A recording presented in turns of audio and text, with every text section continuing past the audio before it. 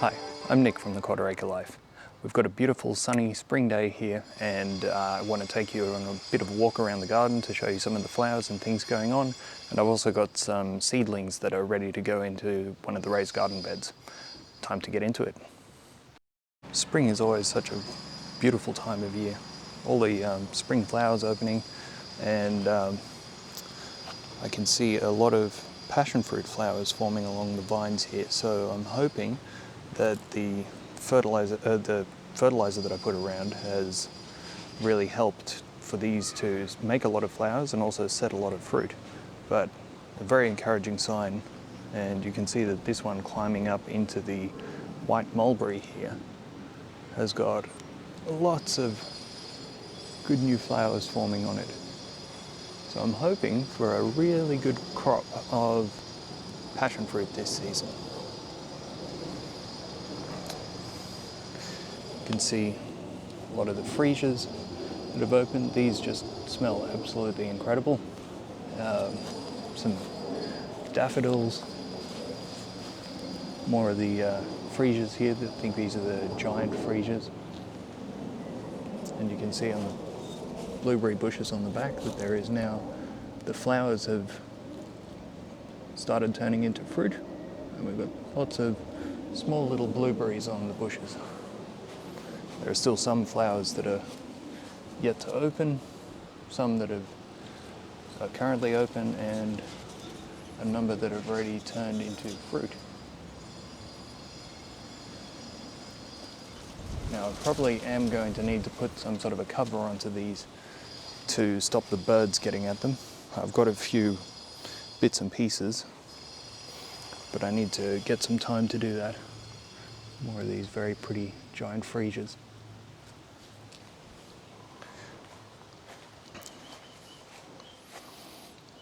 Need to pull that thistle out.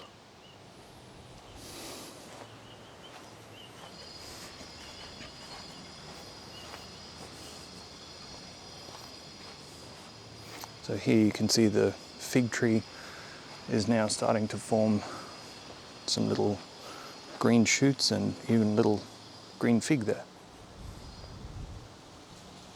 And the frame is ready for us to put bird netting over it so that they don't get at the figs when they start ripening. And I will need to put netting over this one as well when it starts to form fruit, to protect it from fruit fly. This is the Hawaiian guava, and you can see some new leaves and new shoots forming here, and eventually they'll form some flowers, and hopefully this will be one of the first seasons that we get a lot of guava without fruit fly. The apples are looking very happy. Lots of small apples starting to form. Still a few flowers left in the higher branches, but lots and lots of flowers, and I'm hoping we get quite a few decent apples out of this.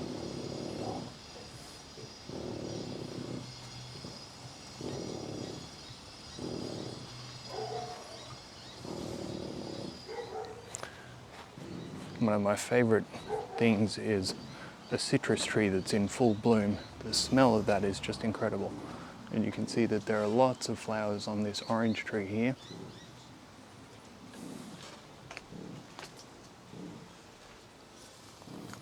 Ah, beautiful smell. A few irises.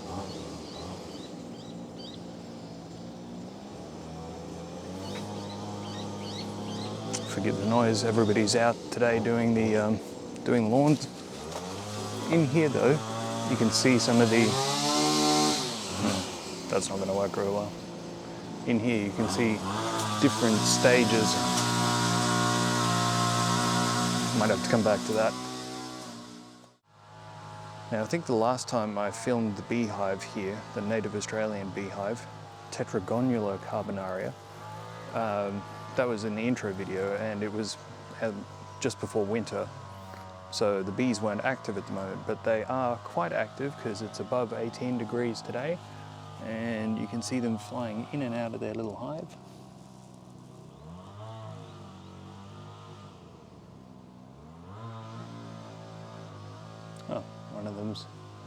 got involved in my arm here. Hello, bee. And yeah, these guys are out foraging now and coming back to the hive with pollen and nectar.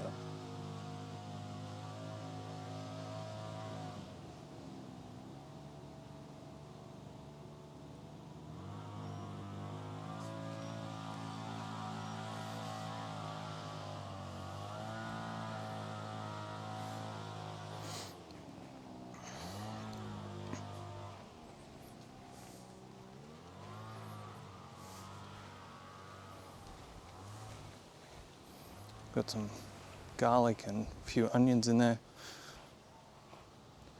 Potatoes were planted in there, a few more garlic. And you can see that this shepherd avocado is now in full bloom. Lots of clusters of flowers and a few of them having opened. Ones with the little bits of yellow in there.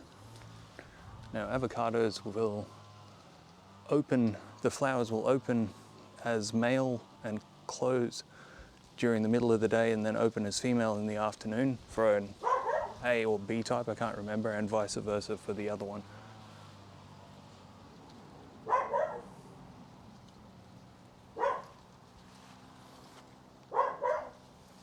You can see that the Hass avocado is at a different stage. Its flowers, clusters are sort of still forming and they haven't opened up just yet. But there's quite a lot of them on there. But yeah, these will fruit at slightly different times. And the idea of having all these different varieties of avocados is that we end up with avocados for more of the year. And you can see that the shepherd is still hanging on to these avocados, which I don't know when to pick them. But they've been on there for quite a long time now. And seeing some signs of new flower clusters starting to form.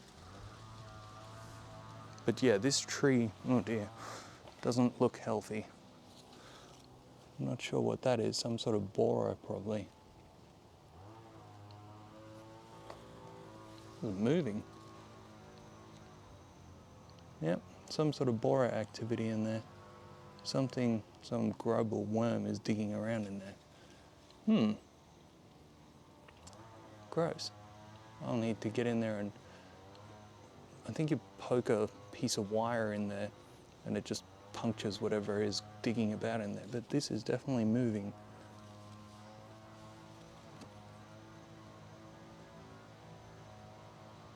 I don't think that's just with the wind either. Actually, I might be able to see better from the other side. Maybe that explains why this tree's looking a bit dodgy.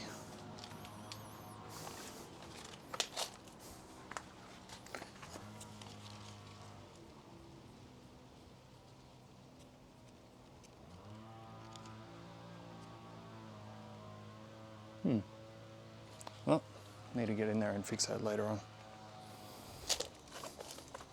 This is the head of the pineapple that came off this one that we ate.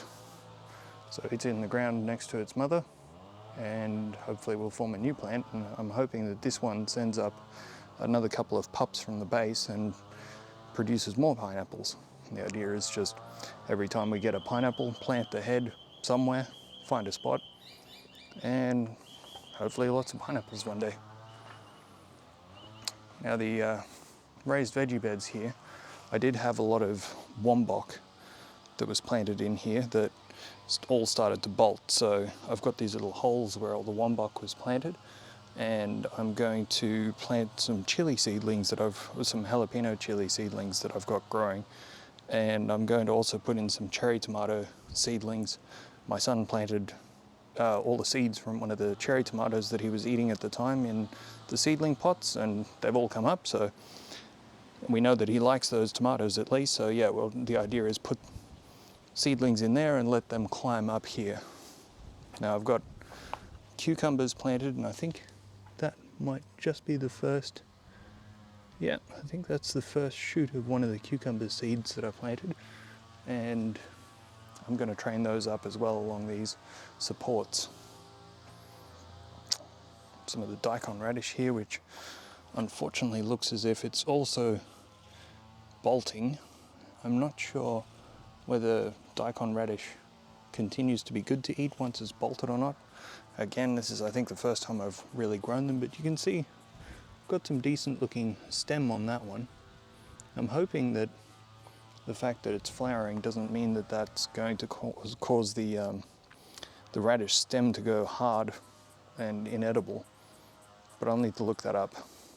And if I have to pull them out because they're all bolting, maybe I've planted them a little bit late, then I've got a lot more space for some chilies and other things to plant in there. This is the Romanesco broccoli, which is also bolting, very unfortunately, and has a decent amount of aphid damage down there, so I probably won't end up doing too much. There's actually aphids in amongst here as well, so I'm probably not going to be doing too much with this one. Again, planted too late and bolted before it could actually form a proper head. It got closer, it's the closest one we've had, so yeah, gonna make a calendar and ensure that I plant the right seedlings at the right time of year and that we're not late. So I'll go through that process in another video, but I'll probably end up needing to pull this one out. All the perennial spinach here looks happy. Kale looks happy. Some of the carrots were a bit stumpy this season because of the amount of rain that we've had. Usually I just give a small amount of water to these veggie beds, but we've had so much rain, and yeah, the carrots just didn't have to do very much to get a lot of water, so they haven't had to send their roots down terribly much, so they're a bit short and stumpy. Taste good, but they're not going to win any prizes. The rabbit appreciates all of the tops, so yeah, all good. Coriander has gone absolutely crazy. We've got more coriander than we know what to do with. A few beetroot starting, a pak choi I think at the back there, garlic. Again, more of these trellises here. We're going to get tomatoes and cucumbers coming up. I don't know what that is. Might be one of the cone flowers that was in here before, I think. Not quite sure. It's definitely not a beetroot. Similar. And some parsley, another pak choi, and a basil that is looking very sad, and pretty decent garlic there. And you can see that there are a few gaps in here and spaces, so any clear sort of bits, I'll just make sure that I put some of the seedlings in from the seedling trays, and hopefully we get these beds completely full. All right, I'm gonna go get the seedlings and start planting. So these are the cherry tomato seedlings that my son just decided to throw into these seedling trays. I don't know what else was planted in there. I think it was some sort of a decorative flower. But I'm going to take out some of these tomato seedlings and plant them right at the back of this bed to climb up these supports. And then this row is jalapeno, and you can see that they're just starting to put on a second set of leaves, so it's probably just about time to plant them out. I did have some cayenne seeds in there, but they don't seem to have gone. This one is a tomato because none of the cayenne started in there, and I think I planted some Roma tomato seeds in there, so I'll plant that one out separately. I think let's start with some jalapenos.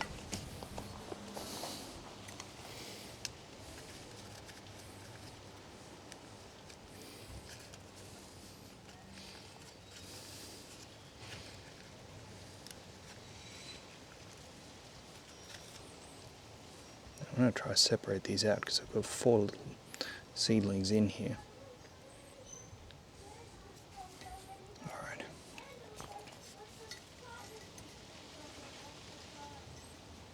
Oops, it's 2.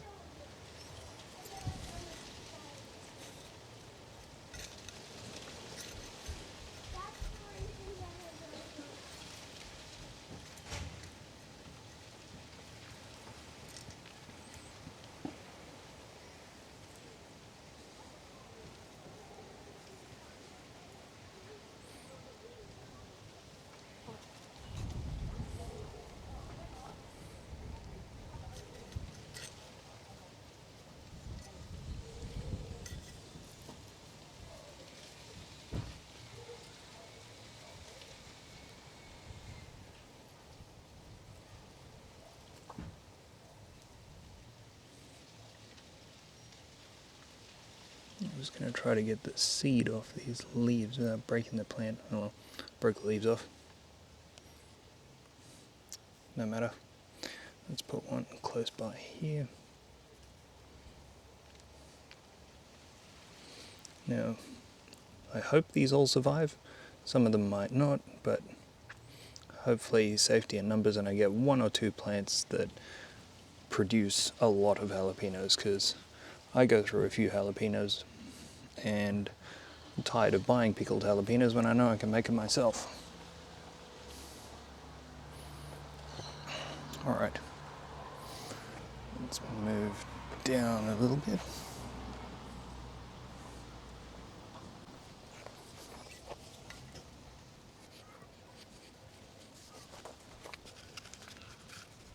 Beautiful.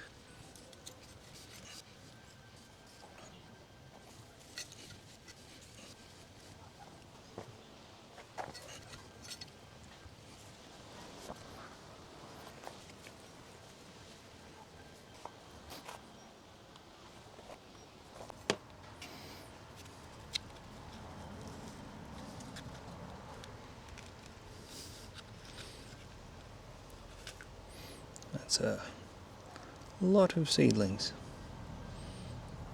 Let's try and separate out these, a few of these. I'm not going to need all of them.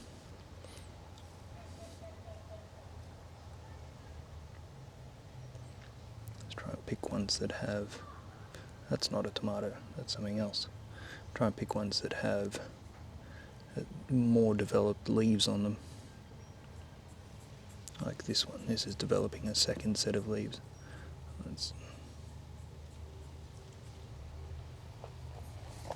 Now there's already a tomato seedling in there that probably came up from the compost. I'll just leave it in there. I don't know what type it is, but I'm sure any tomatoes will be welcome. My son just goes through so many of the cherry tomatoes and they're so pricey. May as well try and grow a few of these ourselves. Cherry tomatoes are pretty easy to grow.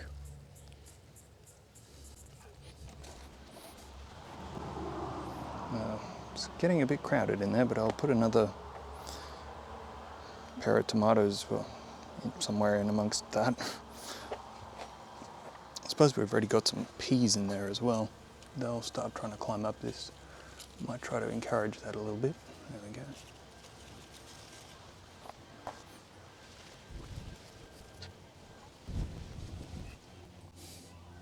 Now I don't want to overcrowd it. I am very guilty of doing that. So let's just leave it at that one over there. And then I'll move on to one of the other beds to put more tomatoes in.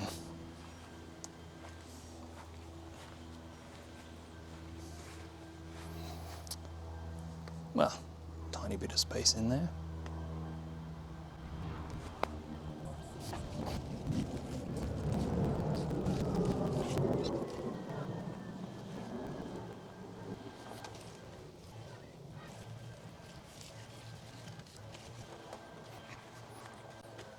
Now that garlic won't be staying in there forever. It will come out, so I'll plant the cherry tomatoes on either side of it, and when it's ready to come out, then hopefully the cherry tomatoes will be bigger and growing there.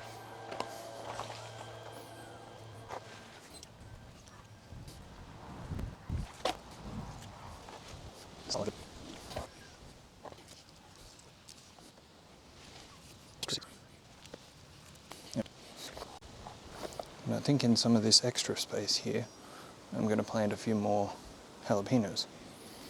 And the reason I can't grow them in these beds here is because of rabbits. They just eat the little jalapeno seedlings. Most things actually. I think onions and garlic are one of the main things you can grow in there that rabbits aren't going to eat, but yeah, difficult.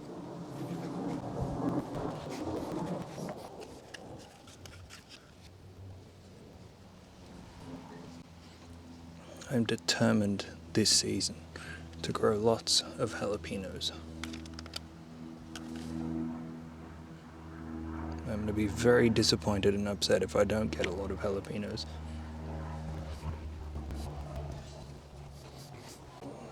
And there's a little bit of a gap here. So, may as well see if I can fit another jalapeno in there somewhere.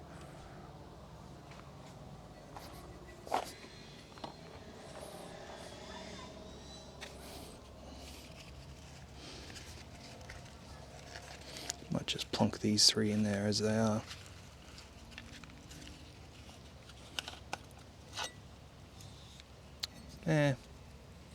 Now I'll separate them.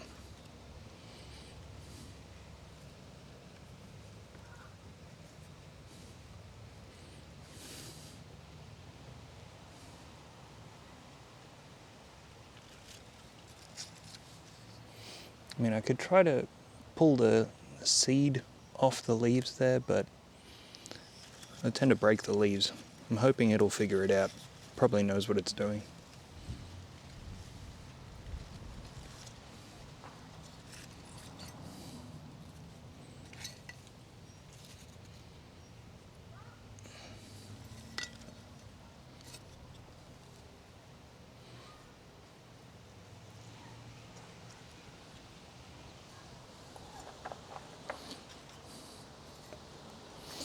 Alright, that is the jalapeno seeds and about as many cherry tomato seeds as I can fit into these beds. Hopefully they'll go well. Hopefully we get lots of cherry tomatoes and lots of jalapenos.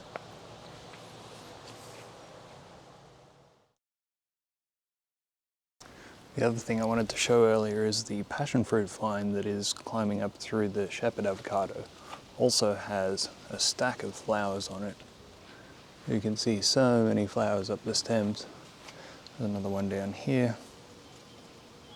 So I really hope that these set a lot of fruit. Here's a flower that's almost open.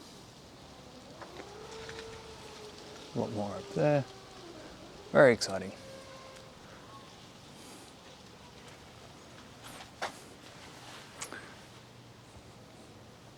I'll see if there's any flowers starting in amongst here. Yes, there are.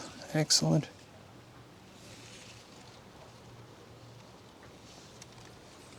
Very good. Yep, lots of flowers. And hopefully lots of fruit.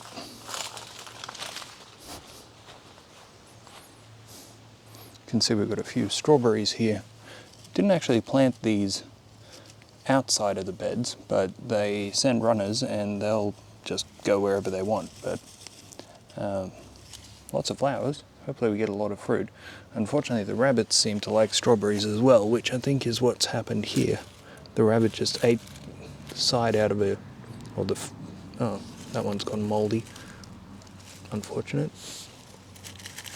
A little bit more and that one will be ready. Wonky one. But yeah, lots of little strawberries. Where we had them planted was in these beds a while ago, and then they sent runners out and they're kind of everywhere now. But that's not a bad thing. Now, before the sound of edge trimmers so rudely interrupted us, I was just going to show you some of the macadamia, the stages that we have here of the different catkins. So you can see that there are some small nuts having formed along some of the catkins growing down here. But then there's catkins at the same time that haven't even flowered yet, or the little flower, well, clusters of flowers haven't opened. I actually thought they did it more all together, but we've got a lot of different areas where we've got some small nuts already set, and then in the background you can see lots and lots of new catkins hanging down.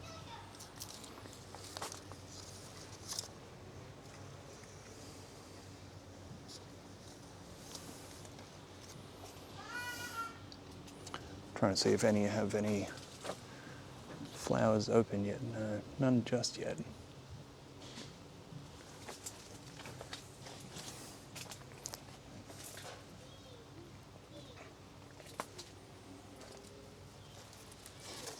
think this was the catkin that I showed in the Quarter Acre Life intro video, and it's now full of nuts.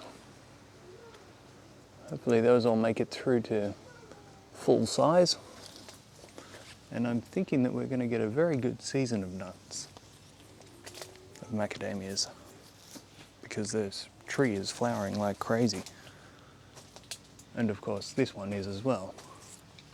Got the two very close together. But both seem to be doing very happily.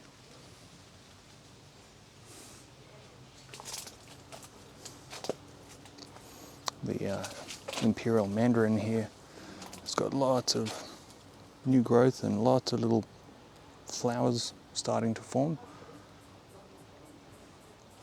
Now, you'll see the stage that the flowers on this one are at.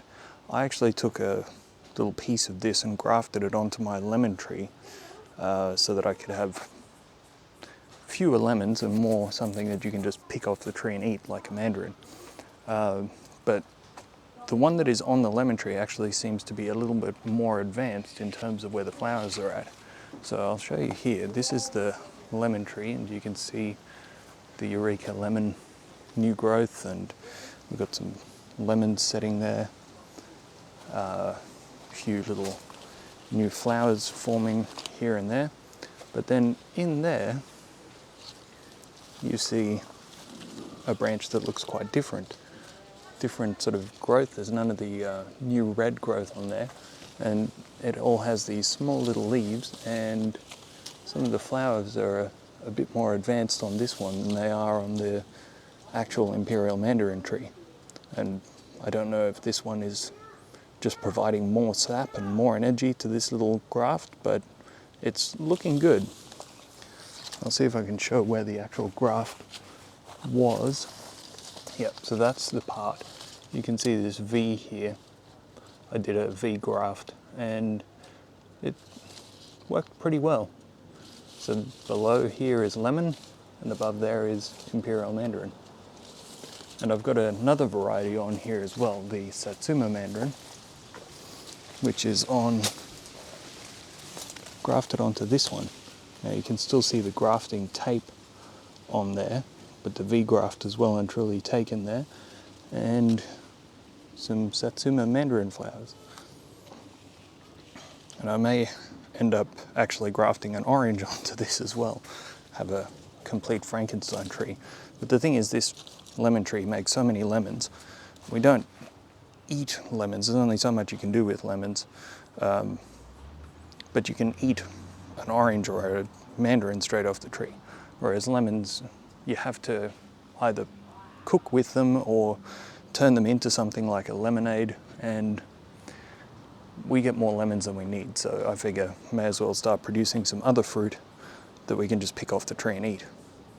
And that's the beauty of citrus, is you can just pick and choose what you want. If you've got a few different varieties, I mean, I've got a lime tree right next to it and the lemonade right there, so we've got lots of varieties of citrus, and I think the mandarins are probably the easiest because they're easy to peel and nice and sweet. So I figure we'll try and get a few mandarins going on that. And I got well actually, let's talk about the blueberries quickly. So these are, I think, the blueberry burst plant, and lots and lots of nice looking blueberries starting to form on here. I think that is also a burst, and it's formed some very long stems.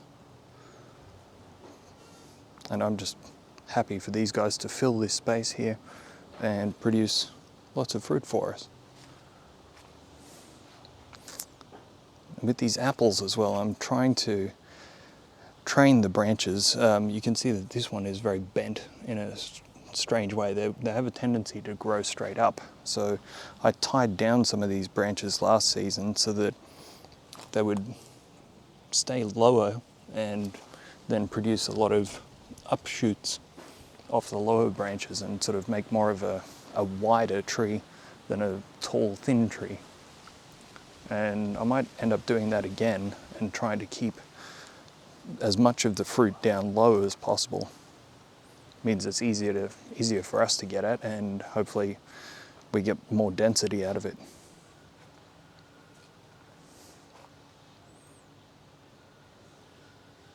Oh yeah, that's right, citrus. So we got this for free. I think it was one of the council initiatives of seedless Valencia orange, and you can see some nice new growth on there. And I've put it into a big pot for now because I don't know where else to put it. I don't have any other space. I'm going to figure it out. If any trees don't do well, maybe I could replace it with this one, but my main plan was to wait until it's a bit more established and then cut one of the new branches off and graft a piece of it onto the lemon tree as well, so that, you know, I've at least got that variety growing in the ground somewhere. And if it does well in the pot and produces oranges out of it, great. We'll just move it around occasionally, or it can just stay there. And yeah.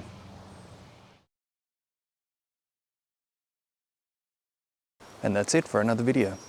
Thank you for watching. My channel just hit 100 subscribers, so thank you to every single one of you who has subscribed. I really appreciate it. Every little bit of support helps, and it's great to know that people are enjoying the videos. I'm Nick, you're awesome. This is the Quarter Acre Life.